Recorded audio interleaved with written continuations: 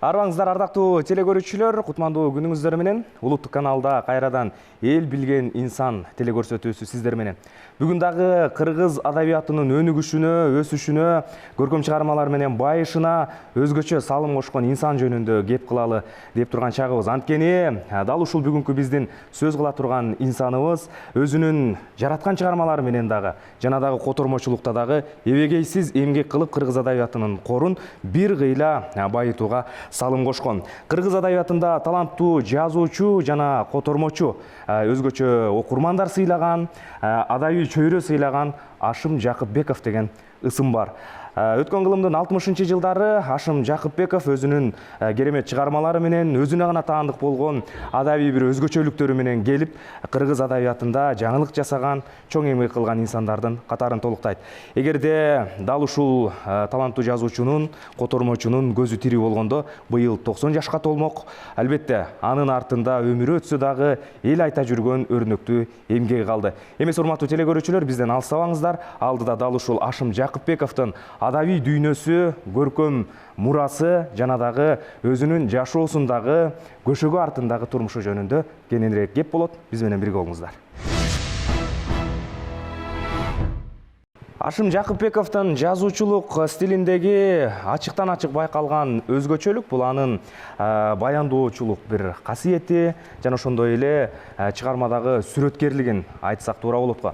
Андан тышкары элдин салттык бир стилдеги биздин өзүбүздүн кыргыздын дүйнөсүнө таандык болгон көркөмдүк менен жазгандыгынан дагы албетте ар бир окурман же адабият чөйрөсүндөгү ар бир инсан кабардар. Демек, дал ушундай бир өзүнө улуулукту, өзгөчөлүктү сиңирген жазуучу кыргыздын эң бир баалуу делген, улуу делген эки дүйнөсүнө кайрылган.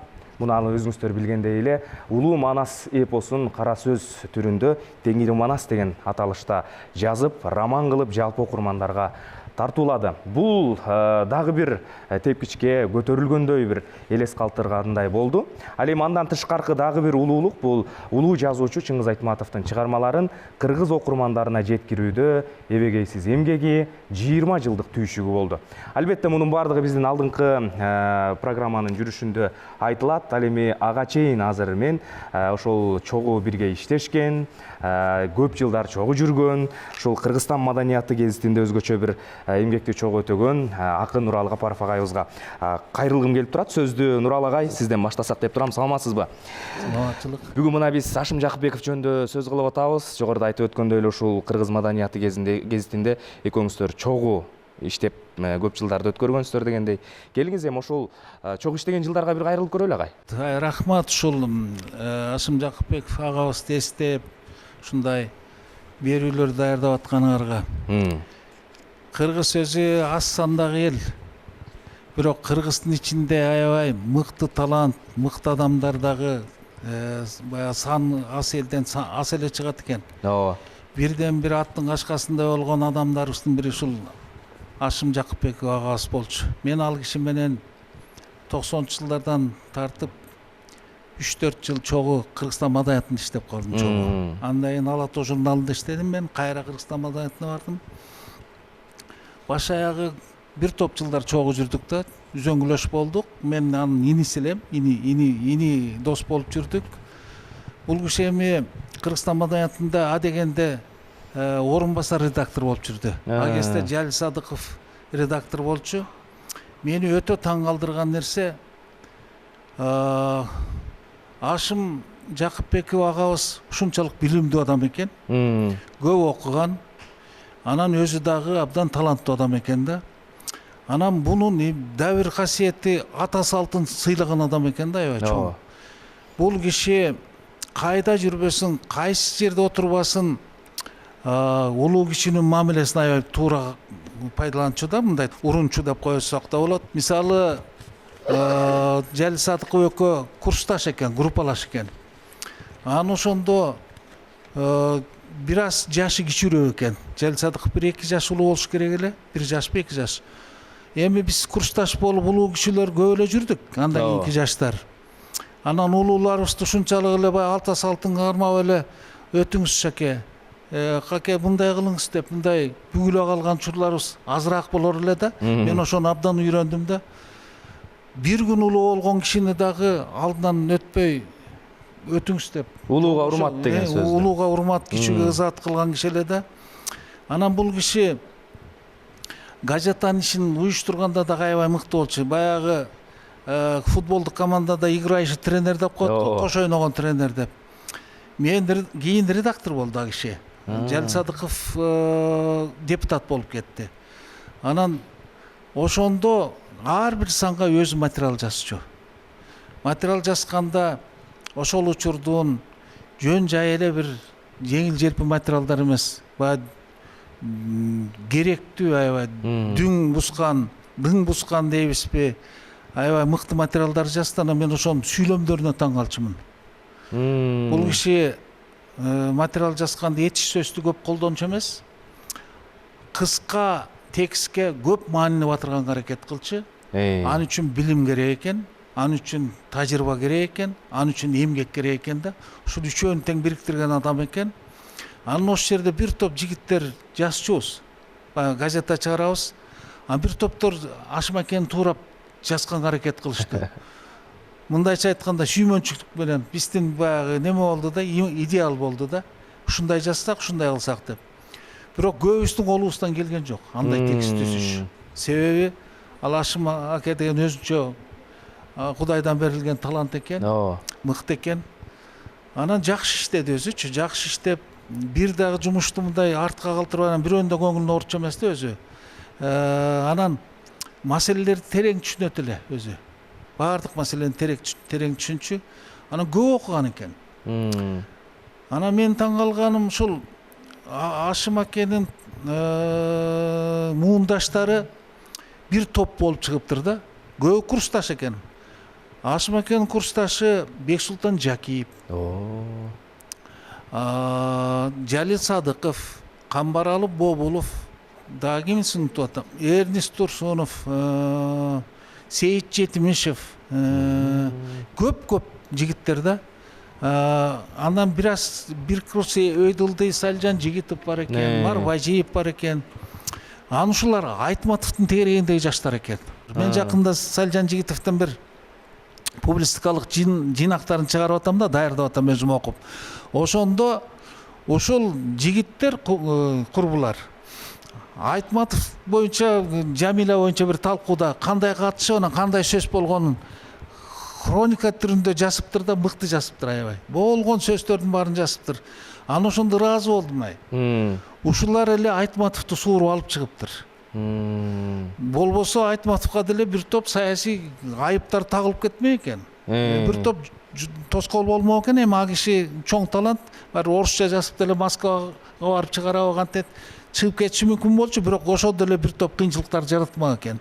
Камбаралы Бобулов, Салижан Жигитов, ким, Бексултан Жакиев, ушул өзүбүздүн Ашым акелер Айтматовго аябай тирек болупчуптур. Анан баарынан кызыгы жүрүп отуруп Айтматов орусча жазып калды да. Кийинки чыгармаларын. Эми анын себебин түшүнсө болот. Баягы биринчиден Айтматовду бүткүл дүйнө таанып калды. Анын кандай чыгармасы болсо дагы жаңылык болуп, анан чет тилдерге которулуп кеткенде, шыр кеткенге орус тилинде жазып калды да. Кыргызча деле мыкты жазчу. Кыргызча жана Саманчын жолу, биринчи мугалим, Жамиля, бетме-бет, мыкты повесттер да, окуп атабыз бүгүнкү күндө деле. Анан ошол Чыңгыз Айтматовдун багына Ашым Жакыпбеков туулгандай. Мен эч бир элестете албайм, ким кандай которот эле. Албетте, кайсы бир деңгээлде Аман Токтогуловдун колунан келмек. Мыкты котормок, которду дагы. Кыяматты экөө которушту да. Анан Ашым аке менен көп сүйлөшүп калдым. Şu kayсы чыгармасын которгондо кыйналдыңыз десем, кыяматтан бир аз кыйналдым деди. Баягы динге байланышкан жерлеринен терминдерди таппай. Ошого көпкө буйдалдым. Мындай жай турмушка келген, жазган жерлерине келгенде кыйналган жокмун деди.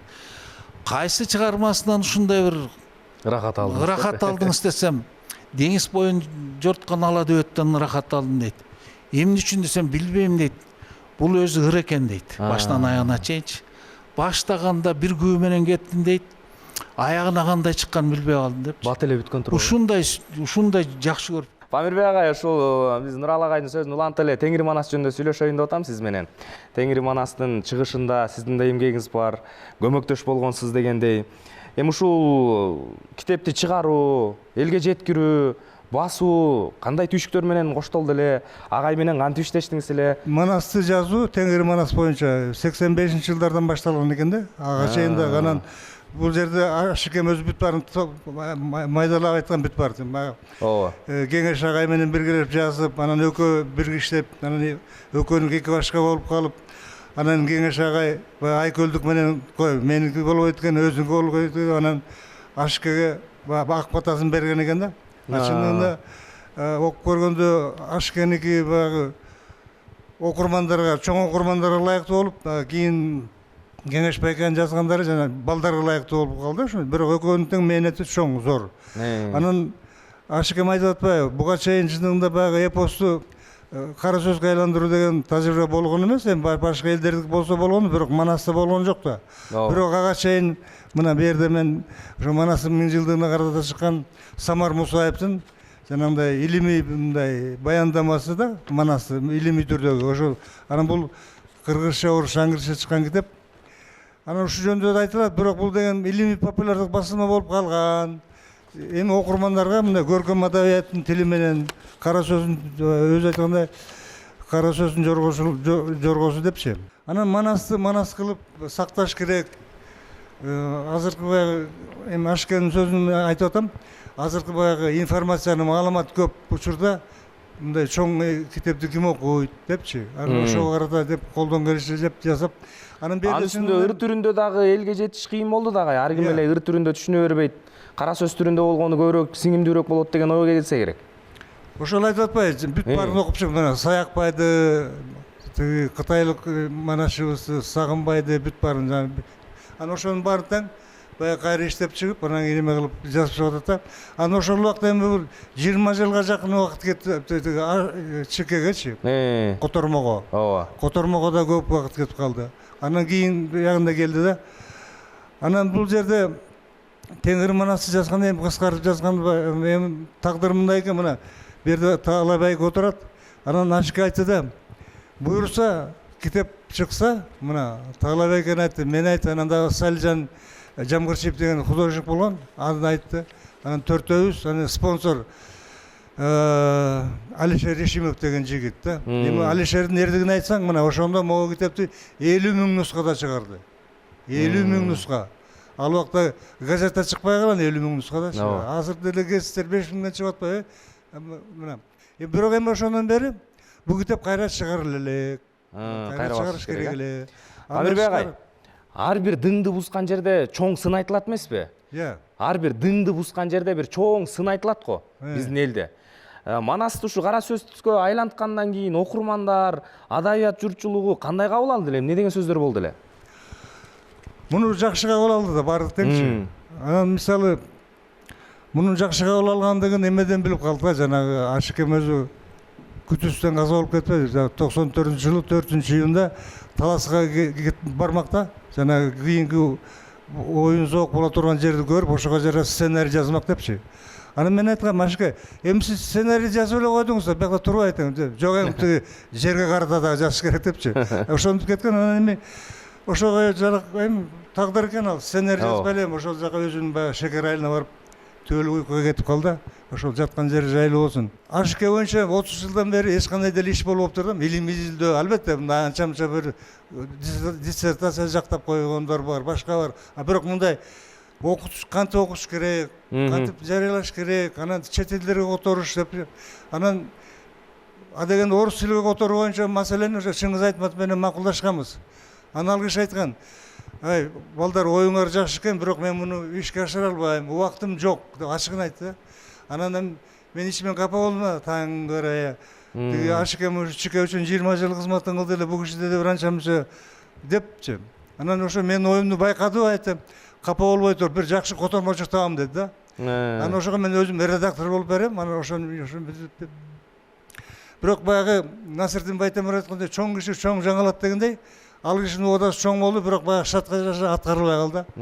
Ошол болду. Андан кийин англисче которобуз дагы бир аксакал тамоз $5000 деп болуптур табалы. Анан ал киши да кайтыш болуп кетти. Эми теңир манас болуптур, эми которулар балким келечек котор. Эми Ашыкенин мурдагы чалабыла чыгып чыкпай калган чыгармалары, повесть аңгемелери бар да. Ошонун жыйынтыгы мен Айгашка деген жыйнак түзгөм. Ооба. Ошо тетиги 95-жылдан баштап элечи. Анан ошо да алиге чейин чыкпайт. Анан бир күнү сүйүнүп келди. Иши бүгүн бир жакшы куда таап келдим депчи. Чыга турган болду. Демөөрчү. Ошондо чыктыбы агай анан? Анан ошол кудасы Алиша Ишим экен да. Ошол чыгарды китеп. 50,000 нускада чыкты. Айтып атпайм, укмуш да 50,000. Рахмат агай. Чоң рахмат. Ушул сөздү улай эле мен Талай агай менен маектешейин деп атам. Агай кош келипсиз. Саламатсызбы? Теңири Манас китебин көркөмдөөдө, мына минтип бизге ичиндеги иллюстрациялык сүрөттөрдү тартуулоодо сиздин эмгегиңиз чоң. Кандайча иштешип калдыңыз агай? Бул Теңири Манаска эми Ашым Жакыпбеков көп эле сүрөтчүлөр менен мындай бир конкурс түрүндө иштешкен экен, бирок сиздикин тандап алыптыр. Кандайча ушул жумуш ишке ашып калды? Мен Ашым аганы 2-3 ай эле билип калдым. Чынын айтканда. Ушул Теңири Манас боюнча эле. Ага чейин билбептирмин так. Мындай угам дачы чоң жазуучу. Анан бирок моментип бирге иштешип, бирок ошол 2-3 айдын ичинде мына могу китеп жаралып калды. Эгерде ал киши дагы жашай турса, балким ушуга окшогон семетей чыгып калмак. Эме дегенде эмесин көрсөткөн мага, рукописин. Семетей бүттү. Сен иштей бер. Сүрөтүн тарта берди. Манас ал эми бүтөт дечи, Кудай буйруса. Бирок семетейди иштей бер деп айтып өзү кетип калды. Анан китепте жок азыр. Анан дагы бир айтарым, мына биз иштештик да. Анан ментет. Мына сен Каралаев боюнча жазапсың Манасты. Эми меникин жазап атасың. Айырмасы кандай деп. Это на первый взгляд деп мен орусча. Айырмасы Каралаев ыр. А сиздики кара сөз. Уже мага эме подсказка бар. Кандай тартыш керек. Силердики кичине мындай оорураак болот. Эмне дегенде Саякбайдыкы тоодон аккан суудай да шаркырап ага берет. Токтобойт вообще. А бул Ашыбаганыкы кара сөз. Кирпич да өзүнчө мындай жакшы турат. Илечбек ата, студиябызга кош келипсиз. Мына жана атан ушул Ашым Жакыпбеков атабыздын баскан жолу, жасаган иши, адабиятка кошкон салымы жөнүндө кенен кеп болуп атат. Эми сиз бай иниси катары, бир тууганы катары, жанында жүрүп, көп сабагын алган адам катары балалыкка бир кайтып көрсөк, агайдын бала кезиндеги эле ой чабыты, ой кыялы кандай эле, кандай кылып ойлонуп, кандай кылып ойноп, кандай кылып күндү өткөрчү элеңиздер? Эми акемдин бала чагы эң кыйын убакта, мына Шекерден теңирге деген китебин окусам, эң кыйын убакта туш болуп турду. Жокчулук, ачарчылык убакта ошо акемдин окууна адам болушуна ошо апабыз чоң жардам бериптир да. Апабыз мына Алем аке Сукулдагы атайдын образын аткарган ошол апабыздын өмүрлүк жолдош экен да. Согушка кетип келбей калып, анан ошо акемдин атасы кетип баратканда айтыптыр апабызга. Айланайын алмебі, сени Кудайга тапшырдым, Ашымды сага тапшырдым. Ашымга Кудайды жетимдин окотун ичирбе, жетимдин кийим кийгизбе деп зарлап какшап кетти деп эскерет апабыз. Анан ошо акебиздин тилегин аткарып Ашымга жетимдин кийимин кийгизген жокмун дейт. Жетимдин окотун ичирген жокмун дейт. Күндүз иштеп, түндө да иштеп, Ашымды ачка алган жокмун деп айтар эле. Жокчулук убагы дейт. Анан акем үйдөгүлөргө, үйдө акемдин апасы бар, менин апам, тууган апам, дагы эки кемпир. Анан кийин Ашымга үйдөгүлөргө айттым дейт. Ашымга бир канистр жана бир литрлик ошого көзө куюп бергиле. мага апарсын деп. Анда тиги эски мектептин, силер көргөнчө эски мектептин үстүндө буудай орчуган. Баягы буудай оруп, кийин жана филага дейт, ошого жарым апардым дейт. Анан кийин аяктан апам жанагы буудайды ушалап, жанагы канистрге салып берди дейт. Анан ошону көтөрүп келатырмын дейт. Ошондо канча жаш кайдам кыйшайып келатырмын дейт. Силер көрбөй калдыңар, тегирмен бар, кара суу. Ошол жерге келгенде айылдын бир активи бир келди менен шаңкылдашып каткырып күлүп келатыр дейт. Мен жаныма келип, ал дагы эмне? Дейт, мен кыйшайып келаткам дейт. Кийин көрүнүп тур дейт, буудай экен. Таңны зурайым, алып келаткан буудайдын кара деп жандагы келинге бар кете берди. Анан мени астына салып алып, шегердин ортосунда камп бар болчу. Ошол жерге келип төктүрдү деп, 1 килолук буудайга экинчи келсең муширамды сындырам деп. Ыйлаган бойдон үйгө бардым дейт. Анан үйгө апамга келсе ушинтип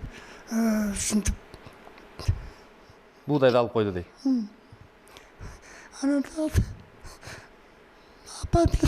апам апасы да ыйлап, акем да ыйлап, анан ашуу менен жанагы айлак түйүн ордун дейт. Сен эмнесиң дейт. Жаш баланын атасы согузга үйдө жүрсө, сен бир кило буудайды эметесиң деп, анан мени урушуп, анан кечирим сурады дейт. Менен кечирим сурады. Үйгө барып апасынан кечирим сурады деп. Ошондой кыйынчылык замандар өткөн.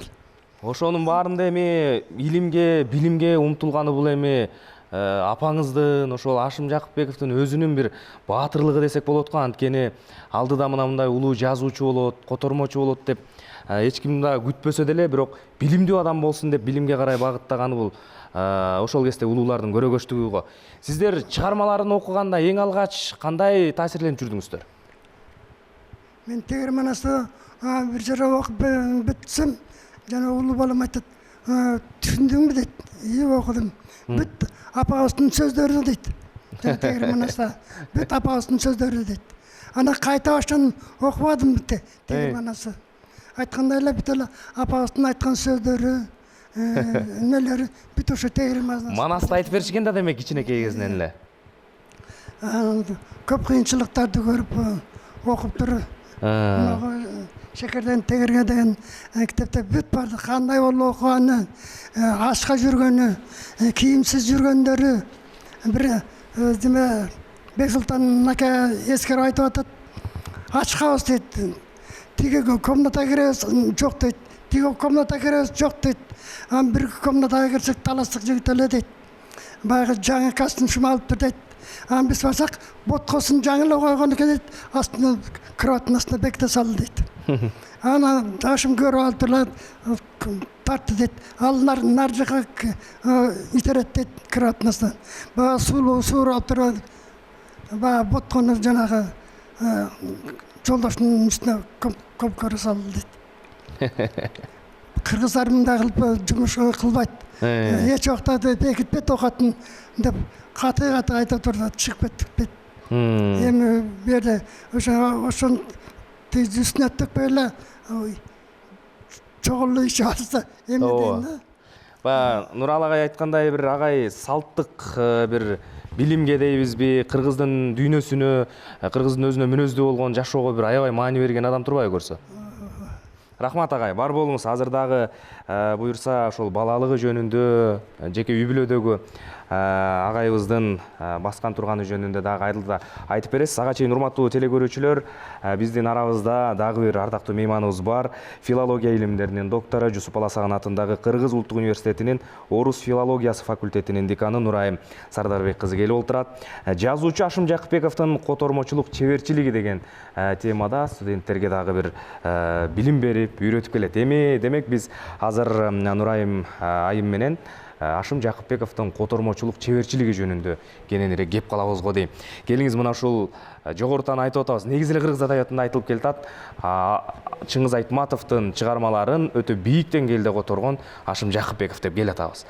Чет элдик чыгармаларды, башка авторлордун чыгармаларын которуудагы анын өзүнүн чеберчилиги кандай? Анткени Ашым Жакыпбеков Чыңгыз Айтматов айткандай, сен шекердин жашоосун билесиң, менин каармандарымдын тагдырын билесиң дегендей, кыргыз жашоосун бүт билет да. Ошон үчүн балким чебер которгондур. Башка авторлордун чыгармаларын кандай которгон? Негизи Айтматов 66-жылдан баштап орус тилине өттү да. Андан кийин ошондон мындай көрүнүктүү, мындай аябай маанилүү повесттердин көпчүлүгү ошол Гүлсараттан башталган да, 66-жылдан баштап. Анан ошо дүйнөгө да мындай ошондой аябай таанылып, негизи мындай өзүнүн масштабын көрсөттү да. Анан ошол 66-жылы чыккан Гүлсарат кыргыз окурмандарына 78-жыл гана мүмкүн болду. Кыргыз тилинде. Кыргыз тилинде. Анан ошондо бир мындай ой пайда болот да, негизи азыр ойлоп көрсөм, кыргыз эми Айтматовду деле күнөөлөгөнгө биз мен оюм боюнча тарыхый укугубуз жок, анткени Айтматов бул алып жазуучу, бул масштаб, бул планетардык ой жүгүрткөн киши. Анан кыргыздан ошондой киши чыкканга биз ыраазы болушубуз керек. Анан бирок эми ал жерде балким убактысы тар болдубу, же башка иштерге алек болдубу, бирок ошо которгонун балким мен айта албайм азыр, бирок факт, что 78-жылга чейин кыргыз окурманы, ошондо получается 12 жыл болуп атабы, кыргыз окурманы Гүлсаратты кыргызча окуганга мүмкүнчүлүгү болгон эмес. Анан ошондо бул жерде Чолпон Токчуроевна Жолдошева деген бир белгилүү адабият таануучу эжекебиз бар, ал менин өзүмдүн мугалимим. Ошол эже менен Кыргызстан маданияты гезитинин беттеринде маеги бар. Анан ошол жерде ачып берген, кандай кантип келген Айтматовго, кандай нукталуу иштешкен экөө, эмне деп сүйлөшкөн, ошол жерде окусак болот. Анан кийин мындай азыркы учурда мындай баа берип көрсөк, Айтматов негизи кыргыз окурмандары жөнүндө деле ойлонгон да. Анткени өзүнүн объективдүү мүмкүнчүлүгү жок болгону менен ошо Ашым Жакыпбековду өзү тандап алып, анткени Ашым Жакыпбековдун чыгармачылык дараметин билип, анын өзүнүн масштабын билип, анан кийин экөө дагы бир жердеш болуп, тууганчылда балким мамилелери болуп, анан ошондо Ашым Жакыпбековго суранат, которуп бер деп. Анан ошондо Ашым Жакыпбеков ошо Гүлсараттан баштаган экен. Анан Гүлсараттын оригиналы «Прощай, Гүлсары» да. Анан кийин фрагментарно ошол Кыргызстан маданият гезитинин беттеринде «Жаны барым Гүлсарым» деп чыккан, биринчи кыргызча варианты фрагментарно. Андан кийин ошол Гүлсарат деп одноименный кылып өзгөрткөн, трансформациялаган эмесин, аталышын. Анан ошондо айтат, мен Чыңгыз Айтматовду чекем деп айтатты биякта эмесинде, маегинде. Барып чекеме барып макулдашсам, туура, кыска жана так чыгарманын оюн билдирет деп макулдашкан экен. Ошо менен Гүлсарат болуп азыр аябай жакшы бир кыргыз адабиятындагы бир эң жакшы, эң мыкты чыгармалардын бири. Ашым Жакыпбеков Чыңгыз Айтматовду терең түшүнгөндүгүн ушундан билсе болот. Ошо держатель деген сөздү эге деп которуп берет. Эге дегени бул Кудайга жакындаткандагысы да. Анан кийин жана Нурал агай айтып кетпеди жогоруда, эң кыйын которгонум бул кыямат болду деп. Албетте бул закон ченемтүү нерсе, анткени кыямат романында бул бөтөн улуттук мүнөздү ачып берген Айтматов. Останкино киностудиясында окурмандар менен баарлашканда биз интервьюсунан билсек болот, эмнеге ошол христиан динин тандадыңыз десе, ал айткан, эми кылымдан бою жашап келаткан, ошол динге ишенип келаткан элдин саны көп жер шары боюнча. Ошон үчүн ошону алдым деп. Бул жерде Иисус Христос библиялык сюжети бар, ошону колдонот метафора катары. Анан Авдий Калистратов деген образды жаратып ачып берген да. Анан ошондо эмне үчүн Ашым Жакыпбековго именно ошол романы кыйын болду? Анткени ал жерде албетте терминология өзүнчө, негизи контекст өзүнчө. Айрыкча жанагы Авдий Калистратов Москвадан чыгып келатканда, жана чиркөөдөгү болгар ырчыларынын хоруна аябай суктанат да. Анан ошону Ашым Жакыпбеков өтө Айтматовдун өзүндөй эле кылып чагылдырып берет. Автор өзү жазгандай эле чебер. ооба. Анан кийин белгилеп кетчү нерсе кыяматты 3 бөлүктөн турат да. Биринчи, экинчи бөлүк, анан үчүнчү бөлүк ушу жана Бостон Оркунчуевдин тийиштүү сюжеттик линия. Ошол үчүнчү бөлүктө Аман Токтогулов которгон. Анан мен изилдөөчү катары айтып кетким келет. Ушу биринчи, экинчи бөлүктү изилдеп атканда Ашым Жакыпбековдун өзгөчө стили, ошол Айтматовдун образын толук кандуу ачкандагысында. Анткени жанагындай религиозный ассамблеяны ошол жерде түшүнүктүү да. Бирок ошентсе дагы кыргыз окурмандарынын кабылдануу мүмкүнчүлүгүн эске алып, ошол бир аз мындай эми бул объективдүү закон ченемдүү көрүнүш, анткени кыргыз тилинин мүмкүнчүлүктөрү менен именно ошентип гана бериш керек болчу да. Бир аз Куранга жакындатат. Айтып кетиш керек, Ашым Жакыпбеков бул чын эле котормочулук өзгөчөлүгү анын өзүнүн талантында, анан анткени котормо процессинде чыгармачыл адамдын сөзсүз түрдө чыгармачылык индивидуалдуулугу көрүнөт. Ошон үчүн биз ошо Кудайга ыраазы болушубуз керек, что Айтматов менен Ашым Жакыпбековдой дагы алып котормочу жанында болгон. Ооба, экөөнүн чыгармачылыктагы, адабияттагы бир бириккен жолу өтө бир улуулукту бизге жаратып берген деп кабылдасак болот. Рахмат. Нурайым айым, ыраазычылык билдиребиз. Жакшы бир котормочулук боюнча Ашым Жакыпбековдун жалпы ушул Айтматов дүйнөсүндөгү жасап өткөн эмгеги боюнча жакшы айтып бердиңиз. Эми арабызда ушул Илешбек атабыздын кызы Бермет эжекебиз олтурат. Биз Илешбек атабыздан дагы мына ушул Ашым Жакыпбековдун чыгармачылыктан тышкаркы дүйнөсү, жашоосу жөнүндө сурап билип атабыз. Балалык кезин айтып берип атат, оор турмушту башынан өткөргөнүн айтып берип атат. Атактуулукка жеткенден кийинки, өзүнүн турмушун жөнгө салгандан кийинки, өзүнүн мына бир туугандарынын балдарына үңүлүп түшүүсү, үй бүлөлүк мындай бир жөнөкөй турмуштагы карым катышы кандай болду экен? Албетте Бермет эжекебизге микрофон узатабыз. Саламатсызбы? Кош келипсиз. Мен эсимде калганы, атам жаш кезинде жандагы достору, кесиптештери менен айылга көп барчу да. Эми ал адамдар жанагы атактуу адамдар болчу да. Анан атамдар барганда айылдагы достору келчи, айылда тургундары келчи, Баланчаев келип учурашабыз деп. Анан биз кой союп, кабагым кашмын деп аларды күтүп 3 күн үйдө той болчу да. Анан кийин агиси мен кичине кыз болчумун, көп эле алчу эмес экенмин. Атам энемдин, чоң энемдин бутуна башын коюп жатчы да. Анан кийин айтчу: "Эне, сага эч ким катыш сүйлөгөн жокпу? Сен эч ким тааныккан жокпу айылда? Бир тарынча эле айт. Сага эч ким баш көтөрүп сүйлөгөнгө эме акысы жок" деп айтчу да. Анан кийин бизге айтчу: "Бул кемпирге баш көтөрүп сүйлөбөгүлө. Бул ушул кемпир бизди адам кылган. Ушунун артынан биз жашап жүрөбүз" деп бизге айтчу да. Анан биз 6 бир тууган болчубуз. Анан кийин ушу досторум мактанчу: "Бул жүрөгөн балдарым бар, менин балдарым, менин кыздарым" деп мактанчу да. Анан кийин ошо бала чакта болгон экен да атам. Анан кийин бизге айтчу: "Силер менин балдарымсыңар. Бирөө сураса, Ашымдын баласымын, Ашымдын кызымын деп айткыла. Атаңарды Аке дегиле, мен Ата дегиле" деп буйрутчу да. Ошо мен атабыз Аке деп калганбыз, ата деп чоңойдук да. Анан кийин ошол болду. Анан мен мектепти бүтүп шаарга келген, ал убакта атам кайтыш болуп калган. Мен студент кезимде атамдын үйүнө жүрүп калдым. Ошол кезде чоң апам бар болчу. Чоң апам атам жөнүндө көп нерселер айтып берчи, эскерип айтып берчи. Анан кийин кладовка бар эле, кладовкада атамдын күнөлүктөрү турчу. Жана илгерки общий дептерлер турчу да. Анан ошону окуп чыкчумун. Ушундай кызыктуу жазылган эмичи. Ал көркөм чыгарма деле эмес, жөн эле чимирлеп жазып койгон да. Бирок ушундай бир көркөмдүү жазылган да. Мен ошону ачып окуганда таң атканча уктай отуруп, ушундай кызыктуу жазылган да. Ошону окуп атып, ыйлаган күндөрүм да болгон. Күлгүнө атаны күлгөнгө чейин алып келет да. Ошону бир окуя эсимде калыптыр. Жайында дейт, сессия тапшырып чыктым дейт, ийгиликтүү тапшырдым сессияны дейт. Айлага кетишим керек. Энеме жардам беришим керек. Энемде менен башка ишенер кишиси жок. Айлага чөп чабуу деген бар жумуштардын баарын бүтүрүшүм керек. Бирок жол керем жок, бир сом акчам жок, курсагым ачка, эмне кылам деп чөнтөгүмдү эки колум чөнтөккө салып турам дейт. Анан жолдун аркы көзүндө Сүмбей Аке өтүп бараптыр, Сүмбей Эралиев дейт. Анан кийин ал кишиде таластык болгондо мен Аке дечимин дейт. Анан чуркап барып эле учурашып туруп калдым дейт. Анан кийин ал кыракы киши болгон дейт. "Ай Ашым, эмне болду?" деп калды дейт. Анан ушундай: "Аке, айлага кетишим керек эле, сессиям бүттү, акчам жок" деп калдым дейт. "Акча керекпи сага ма?" деп акча берди дейт. Анан сүйүнүп эле мен: "Аке, айылдан келсем эле берем" дедим. "Жок, бербей эле отум эле кой" деди дейт. Анан ачып карасам 150 тиын экен дейт. Мага ушундай көп акча дейт да. Анан кийин ушундай сүйүндүм дейт. Анан акчаны колума ачып карап коем дейт. Нан алып жейин, ачканмын дейт, нан алып жейин деп ушуну ыра көрбөйм дейт да. Ушудан көрө эниме бирдик алып барайынчы деп акчаны алып жолго түштүм деген окуп ушундай аябай ыйладым эле да. Ошондой жерлери болгон.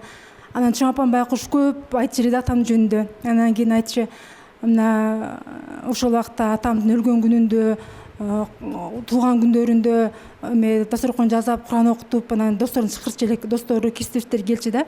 Эме Бексултан Жакиев ата, Сүйүнбай Эралиев, Өскөн Даникеев, бир канча атактуу адамдар барчу да. Азыр ал кишилердин көзү өтүп кетти. Ошондо Сүйүнбай Эралиев атанын айтканы эсимде калыптыр да. Ашымдай талант бул сейрек кездешет, мындай талант жок дечи да.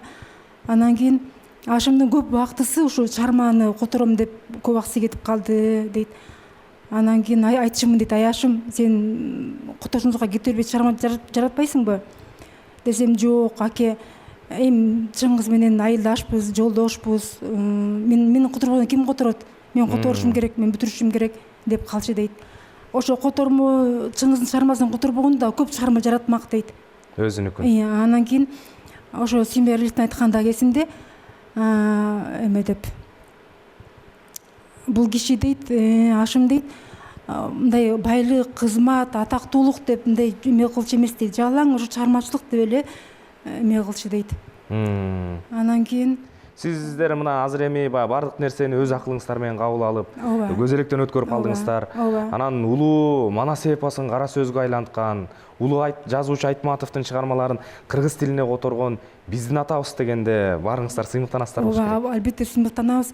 Мен деле ошо филфакты бүткөм эмесинен кезинде. Анан көп эле китеп окугамда, бирок именно ушу Теңир Манасты окуганда мен вообще мындай баш көтөрбөй окушум, ушундай көркөмдүү жазылган.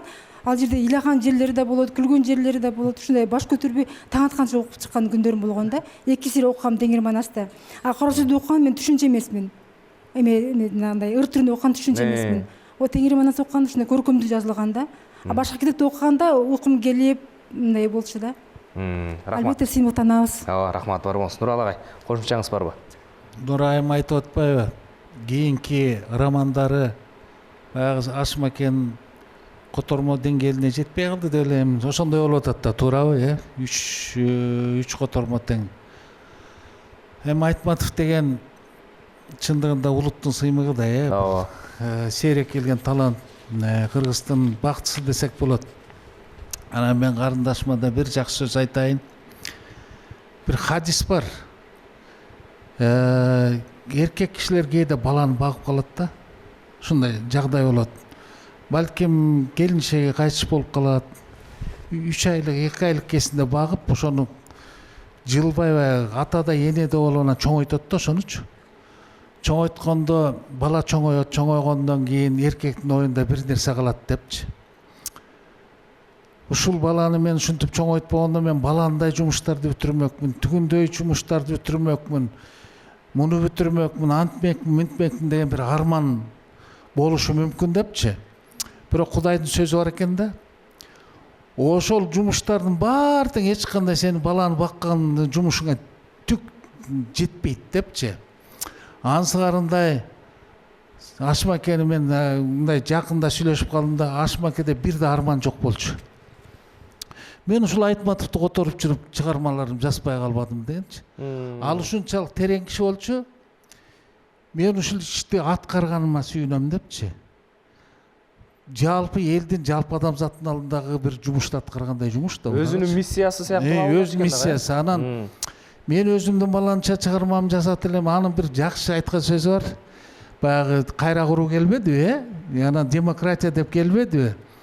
Совет мезгилинин учурунда Нурайым жакшы билет, баягы социалисттик реализм деген дагы оорулар бар болчу, бирок Совет мамлекетине мен кылапат айткым келбейт, кыргыз үчүн аябай жакшы мамлекет болгон бул. Анан ошондо жаңы демократия келгенде 94-жылы кайтыш болуп калды, агабызчы. Анан ошондо айтканы бар да, ай жаңы заман келди. Баягы социалисттик реализмге тууралайм деп калжыраган чыгармаларды көп жазбаганым жакшы болуптур депчи. Өзүнүн сөзү бар ошондой. Анан Айтматовдун чыгармаларын которгону, жанагы бала баккандай. Кичинекей баланы Кудайдын алдындагы чоң миссияны аткарды да. Манасты жазганы. Кудайдын алдында жумуш да бул. Анан эң арманы Ашмакен мына жанада сүйлөшүп отурдук. Таалай байке да айтып атат, Памырбек да айтып атат. Аябай бышып толкуп турган, Илешбек байке да айтты. Толкуп турганы мен Семейтейди бүтүрсөм экен деп айткан да. Эмне үчүн дедим да, Теңир Манасты деле мыкты жазды. Бул мыкты, бул бөлөк эпос. Мында баягы баатырлык, согуш, чабыш дегенде мындай өйдүлдүй маселелер көп депчи. Семетей башынан аягына чейин сүйүү депчи. Тынч турмуш депчи. Сүйүү. Ушундай жүрөгүмдө толкуп турат. Даярмын, отуруп эле төгүгөнгө даяр болуп атам деп ушуну көп айтты да магачы. Анан биздин арманыбыз ошол Семетей кагазга түшпөй калган. Ооба. Мен де даяр турат азыр. Отуруп эле чүрөт элем депчи. Балким 3 жылдыктуу бүтөлүндөй жазмак беле ага, ошол неменичи Ашмакенин Айтматовду которуп калганы мен үчүн аябай сыймык. Мисалы да Азамат өзүнүн чыгармаларынан начар жазган жок. Кичинекей макала жазса да газетте иштеп жүрсө, же телевидениеде бир сценарий жазса да бул киши чала чарпыт жолусу тайыз жазган киши эмес болчу. Баары тең жакшы ордунда. Анан дүйнөнү дүңгүрөтүп аткан адамды кыргызча сайратып сүйлөттү да. Ашмак өтүп кеткенден тоолорго кулаганда деген романын Кассандраны которо албай болдук бүт кыргыз кошулуп алыпчы. Бул Кудай Тааланын эгиз кылып жараткан адамдары да булар. Ооба, рахмат агай. Бар болуңуз. Кошумча кылыңыз. Урал агай айтып кетти, ошо мен ага кошулам, анан мен дагы айтып кетким келет да. Айтматовдун чыгармачылыгын которол болсо, өзүнүн чыгармачылыгына балким көбүрөөк көңүл буруп, бир аз 2-3-4 чыгарма менен толукталмак. Бирок кыргыздын маданияты үчүн бул мындай жоготууга учурамакпыз да биз. Айтматовдун ушундай адекваттуу, толуккандуу, өтө мындай чыгармачылык менен которулган котормо болот беле, болбойт беле, ал күмөн. Ошондуктан биз Ашым Жакыпбековдун котормолоруна аябай ыраазы болушубуз керек. Ашкенин мээнети, Чикенин атак даңкы бүт барып кыргыз үчүн баягы жакшынакай бир ата бабадан калган мурас болуп калды. Бирок Чикенин кадырларкы, анын мээнети ал өзүнчө.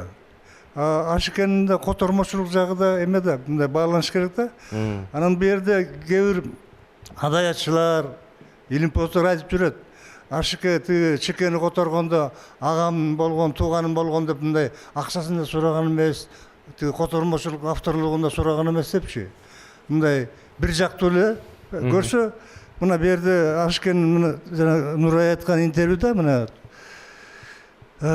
Чолпон эжеке менен маектешкен Кыргызстан маданияты 18 август 93-жыл. Анда айтат баягы. Эгерде мен Айтматтын чыгармаларын которбосом, анын Айтмат өзү мага макулдугун бербесе, анда мага эмне үчүн басмадан акча төлөшү дейт да.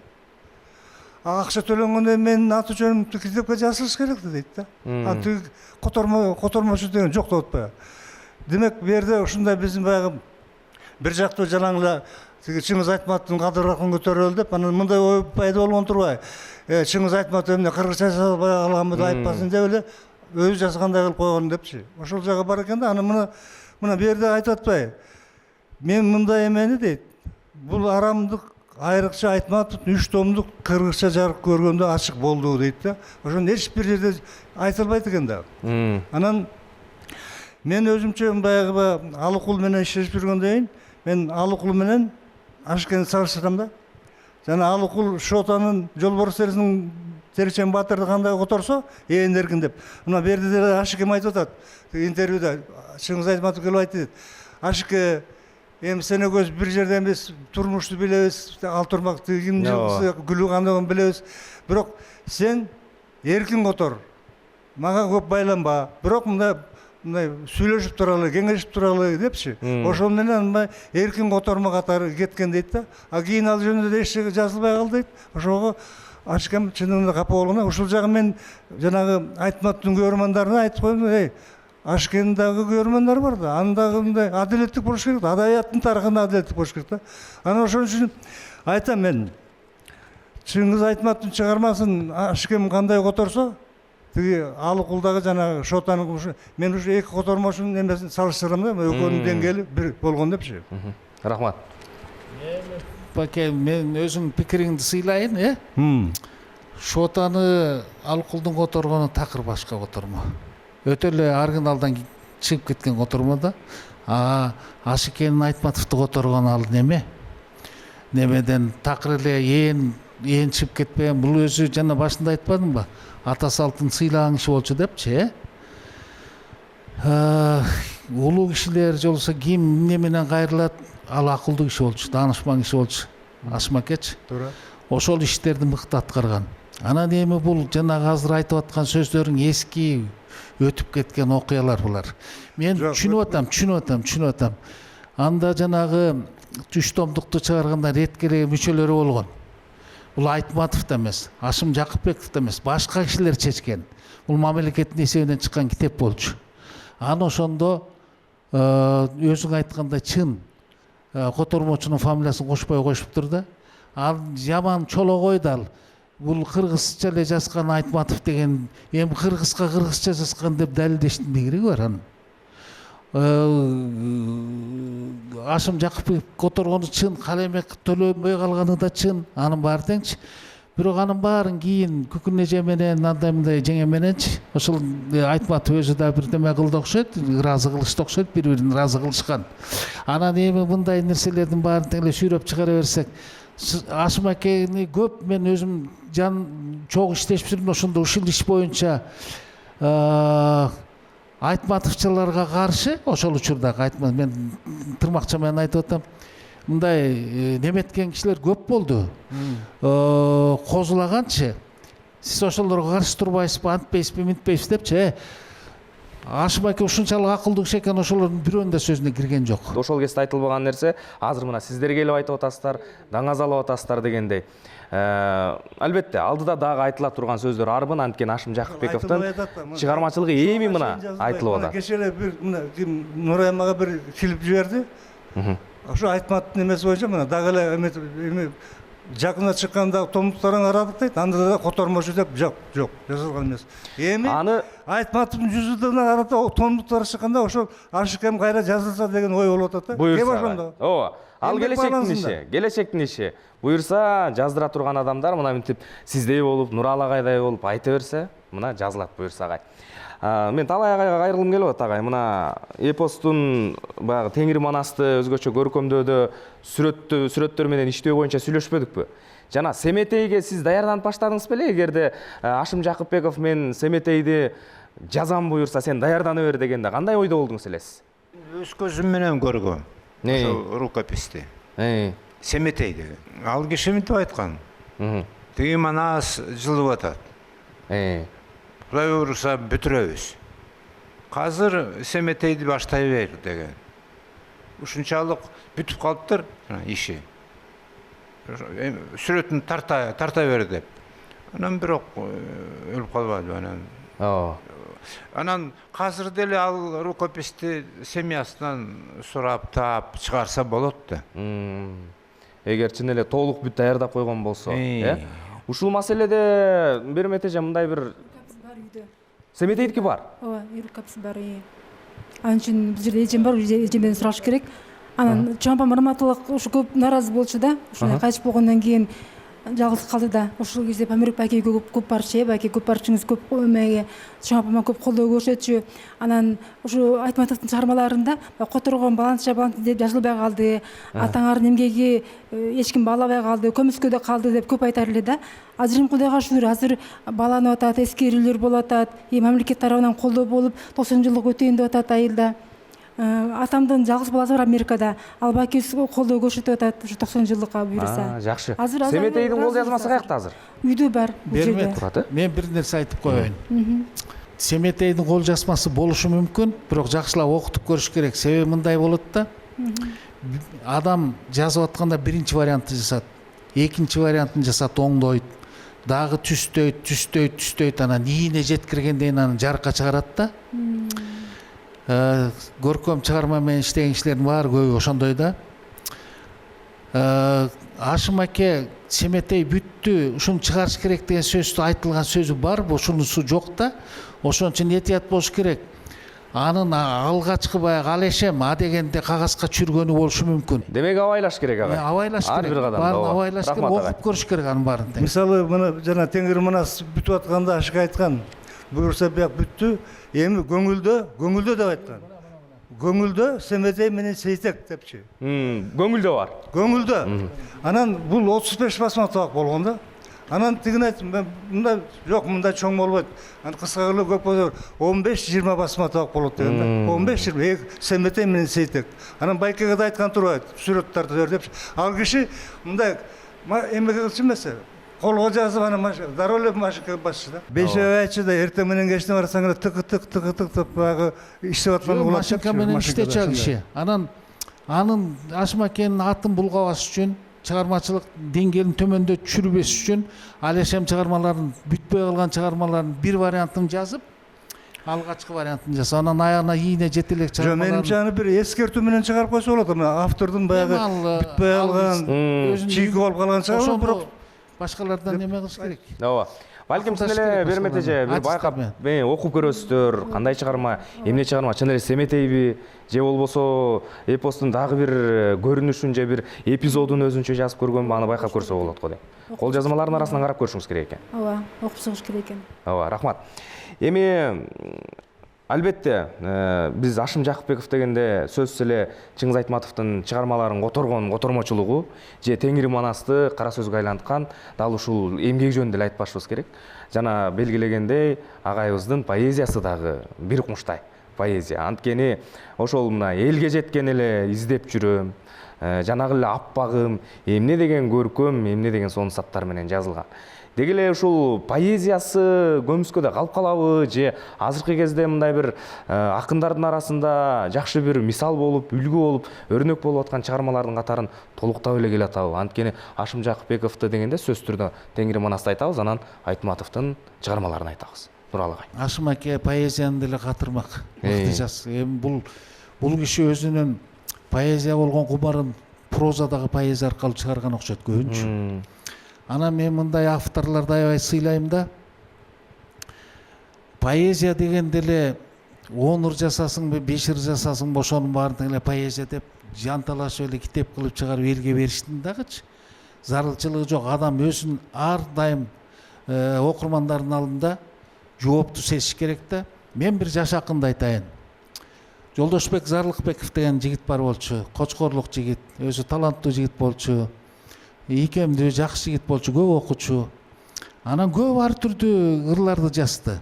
Аябай ар күн мындай да жазып көрдү, тигиндей да жазып көрдү. Кээ бир мындай жакшы чыгып калган ырлары да болду. Анан көз өтүп кеткенден эле жер саба эле баардыгын эле Жолдошбек эмне үчүн ошонун ыр китебин эч ким чыгарбай койду, антти минтти деп эле эң аягы өкмөткө, андан кийин замандаштарына мындайча айтканда үй бүлөсүнө чейин күнөө коюп сүйлөп жүрүшөт да. А мен Жолдошбек менен көп сүйлөшкөм. Жолдошбекти мен аябай катуу сыйлаган себебим, ал өзүнүн ырларын өзү канаттанбай койду да. Канаттанбай, Мураталиев Тилек деген мыкты жигит бар болчу. Ошол айтыптыр да, алып кел.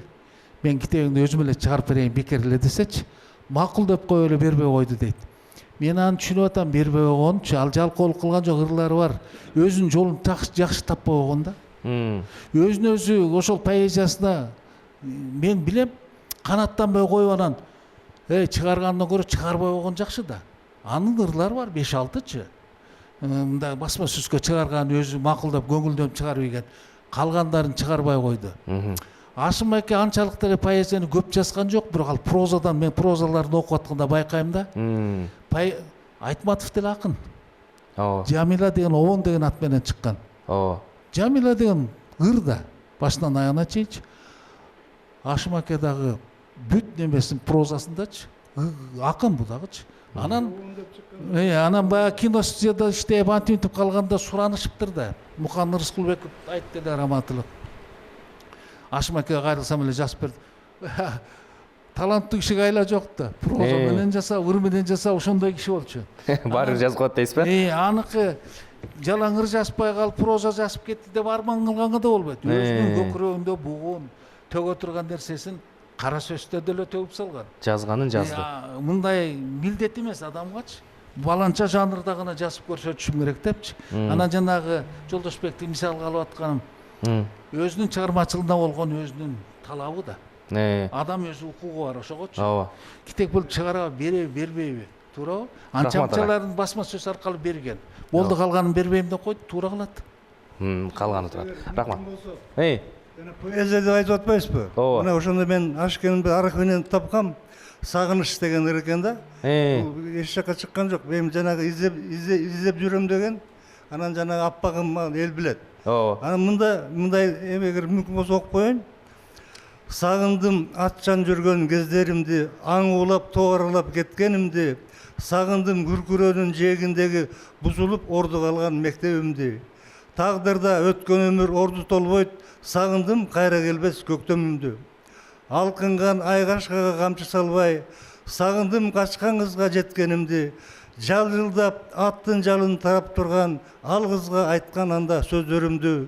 Сагындым Алатоонун алкымында кыз өппөй ак мөңгүнү өпкөнүмдү. Мен азыр сагынуучу кездеминби, сагына берчи болдум өткөнүмдү. Алган кыз кемпир болгон айгашка жок. А бирок ким өчүрөт эстегимди?